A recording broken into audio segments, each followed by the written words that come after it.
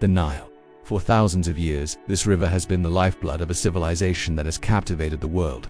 But beyond the towering pyramids and golden treasures, there's another story. A story told not in hieroglyphs but in the voices of its people. Today, we're journeying to Egypt, not just to see its ancient wonders, but to hear its modern heartbeat. This is Voices of the Nile. Our journey begins in Cairo, a city of over 20 million people. It's a place where the ancient and the modern collide in a chaotic, beautiful symphony. The call to prayer echoes from 1,000 minarets, mingling with the constant hum of traffic. Donkey carts share the road with luxury cars. It's overwhelming, intoxicating, and utterly alive. Here in the el-Khalili Bazaar, the air is thick with the scent of spices, perfumes, and shish. Every narrow alleyway is a treasure trove.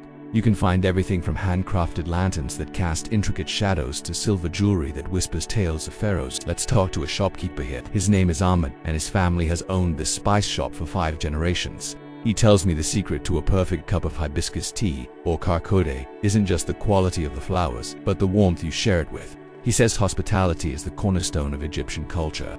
It's not just about selling goods, it's about making a connection, sharing a story, offering a piece of your world to a stranger. From the bustling heart of Cairo, we travel south, following the flow of the Nile. Our destination is Luxor, often called the world's greatest open-air museum. On one side of the river lies the city of the living, with the magnificent Karnak and Luxor temples. On the other, the city of the dead, home to the Valley of the Kings and the tombs of legendary pharaohs. Standing before the Colossi of Memnon to massive stone statues of Pharaoh Amenhotep III, you feel an incredible sense of scale and time. They have watched the sun rise over the Nile for over 3,000 years. They've seen empires rise and fall. What stories could they tell if they could speak? We meet a local guide named Fatima near the Valley of the Kings. She's been showing visitors these tombs since she was a young girl, learning the history from her father. She doesn't just recite facts and dates. She speaks of the pharaohs as if they were her neighbors. She talks about their beliefs in the afterlife, their hopes, their fears, and the incredible artistry they commissioned to guide them on their journey. She explains that for ancient Egyptians, death wasn't an end, but a transition. The intricate paintings on the tomb walls weren't just decorations, they were a roadmap to eternity, a magical spellbook to ensure a safe passage.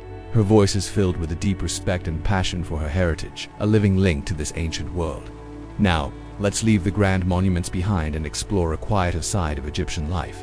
We're hopping on a Felucca, a traditional wooden sailing boat that has plied the Nile for centuries. The only sound is the gentle lapping of water against the hull and the whisper of the wind in the single triangular sail. Our captain, a Nubian man named Hassan, navigates the river with an effortless grace.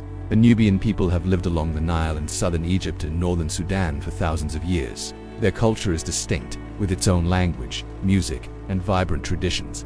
Hassan shares stories of his childhood, of swimming in the Nile and learning to sail from his grandfather.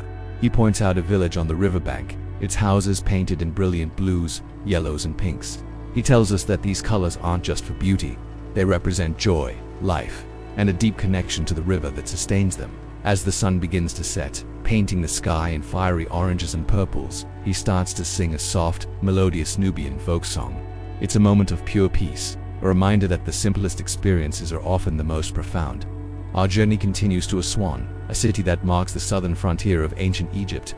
Here, the Nile is dotted with granite islands and the landscape feels more African. The Aswan High Dam, a monumental feat of modern engineering, forever changed the rhythm of the river and the lives of the people who depend on it. It brought electricity and controlled the annual floods, but it also submerged ancient Nubian villages and historical sites, a complex legacy of progress and loss.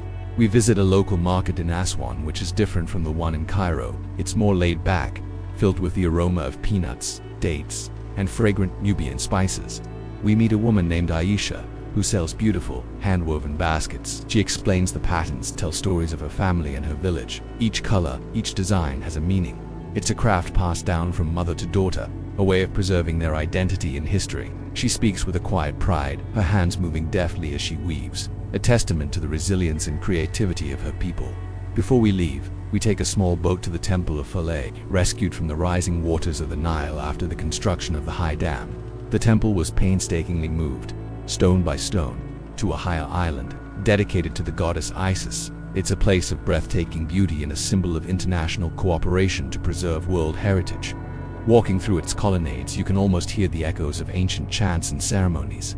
It feels like a sanctuary, a final, poignant tribute to the gods and goddesses who once ruled this land. From the chaos of Cairo to the tranquility of a Felucca ride, from the grandeur of Luxor to the vibrant culture of Nubia, we've only scratched the surface. But we've heard the voices. The voice of the shopkeeper sharing his family's legacy. The voice of the guide bringing history to life. The voice of the sailor singing of his love for the river. The voice of the artisan weaving her identity into her craft. Egypt is not just a collection of relics in a museum. It's a living, breathing country with a pulse that beats in time with the ancient Nile. It's a land of incredible contrasts, of profound history, and most importantly, of warm, resilient, and welcoming people. Their stories are the true treasures of this land, a modern-day papyrus scroll waiting to be read. The voices of the Nile continue to tell a story of life, of resilience, and of a spirit as enduring as the pyramids themselves.